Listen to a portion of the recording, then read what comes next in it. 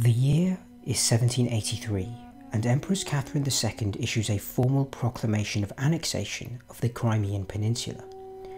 The Muslim Tatars who inhabited the region, abandoned by the Ottoman Empire in 1779 after numerous military defeats, did not resist this.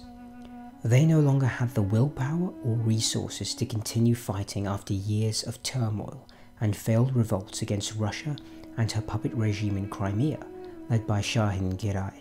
What was formerly the Crimean Khanate, an Ottoman vassal, was now incorporated as the Taurida Oblast.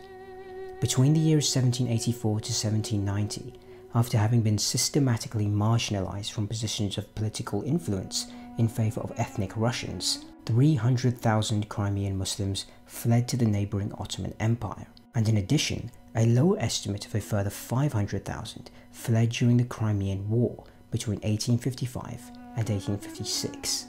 Before continuing, I think it's worth taking a moment to try and understand the rationale behind what was happening here. The policies implemented in order to alienate the Crimean Tatars were part of a wider strategy of Russification, where the state would try and strengthen the loyalty of the population on the empire's frontier regions. This would be done by replacing the population with Ukrainians, Russians, and other Slavic groups.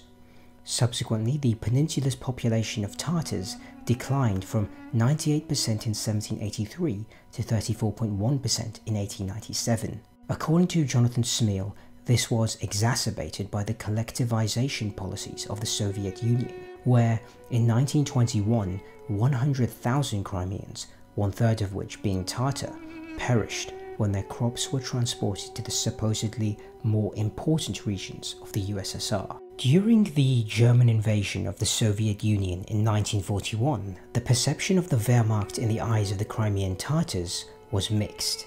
Some viewed them as liberators from the policies implemented by the USSR, and Alan W. Fisher notes that approximately 15,000 Tatars were organized into police brigades to defend Crimean villages and track down Soviet partisans. Although Brian Glyn Williams suggests that these brigades usually sided with whichever faction was strongest in an area. Other Tatars remained loyal to the resistance movements, and according to Cynthia J. Buckley, 25,000 fought in the Red Army during the Second World War. Overall, thousands of Crimean Tatars were forced to work in factories under the supervision of the Gestapo and were considered to be of a lower race by the Nazi regime. In May 1944, after the successful Crimean offensive by the Red Army orchestrated to reconquer the peninsula from the occupying Axis forces, Joseph Stalin, General Secretary of the Communist Party, issued the envisaged resettlement of Crimean Tatars. This action was ostensibly a form of collective punishment against the Tatars for their collaboration with the Wehrmacht. John Garrard estimates that at least 228,000 people were deported from Crimea, of which approximately 183,000 were Tatars. They travelled almost 2,000 miles to the remote regions of Uzbekistan, being permitted to carry only 500 kilograms of their property per family. Historian Mark Levine notes that Tatars who were forgotten in the Arabat Spit were loaded on boats in the hundreds and sank to the bottom of the Black Sea. The deportation of the Crimean Tatars was indiscriminate, encompassing everybody of Tatar descent: women, children, the elderly, and even those who had been members of the Communist Party and the Red Army. Besides the 191,000 deported Crimean Tatars, the Soviet authorities also evicted over 9,000 Armenians, 12,000 Bulgarians, and 15,000 Pontic Greeks from the peninsula.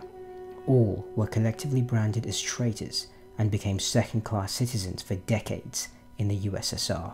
According to Paul Stronsky, when the Crimean Tatars arrived at their destination in the Uzbek SSR, they were met with hostility by locals who threw stones at them, even their children, because they heard that the Crimean Tatars were traitors and fascist collaborators. In July 1944, the State Defense Committee authorized the immigration of 51,000 people, mostly Russians, to 17,000 empty collective farms in Crimea in order to compensate for the loss of production and population within the region. On the 30th of June 1945, the Crimean ASSR was abolished. According to Greta Wheeling, like the other deported peoples, the Crimean Tatars were placed under the regime of special settlements. Many of those deported performed forced labor. Their tasks included working in coal mines and construction battalions under the supervision of the NKVD. Deserters were executed. Special settlers routinely worked 11 to 12 hours a day, 7 days a week.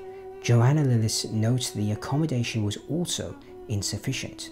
Some Tatars were forced to live in mud huts where there were no doors or windows, just reeds on the floor to sleep on. Likewise, the journey to Uzbekistan was equally dogged and arduous for the Crimeans. According to historians Anna Reid and Otto J. Paul, the NKVD loaded 50 people into each railroad car, together with 500 kilograms of their property, and one witness observed that 133 people were placed in her wagon. They had only one hole in the floor of the wagon, which was used as a toilet. Some pregnant women were forced to give birth inside of these sealed-off railroad cars, which some of them were in for weeks or even months.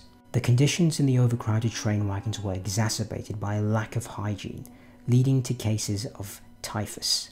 Since the trains only stopped to open doors at rare occasions during the trip, the sick inevitably contaminated others. It was only when they arrived at their destination in the Uzbek SSR that the Crimean Tatars were released from the sealed-off railroad cars. Edward Allworth points out that in the Kazakh SSR, the transport guards unlocked the door only to throw out corpses along the railroad. The Crimean Tatars thus call these rail cars crematoria on wheels. As further elaborated by Brian Glyn Williams, the exiles were frequently assigned to the heaviest construction sites.